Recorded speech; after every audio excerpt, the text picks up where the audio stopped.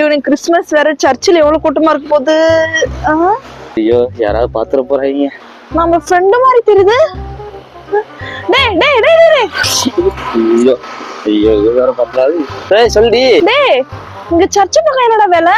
ஐயோ வேற கேக்குறாளே என்ன சொல்றதுன்னு தெரியலையே.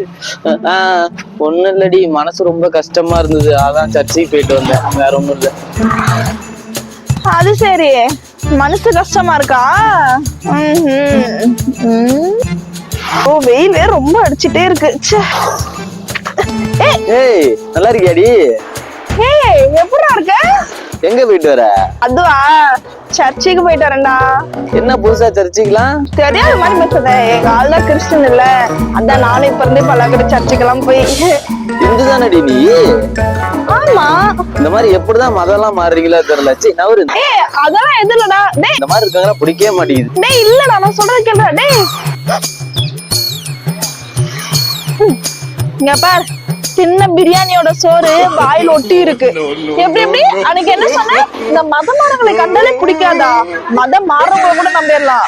இதோ இந்த மாதிரி நான் வந்து இந்து தான், நான் கிறிஸ்டின் தான், நான் முஸ்லீம் தான் சொல்லிட்டு பண்ணீங்க சாப்பிட வர்றீங்க பாரு, உங்களாதான் நம்ப கூடாது. இந்த டைம் தத்துவம் தான் சொல்லிட்டு வந்தேன். கிறிஸ்துமஸ் சோறு தின்ன வரான் பாரு.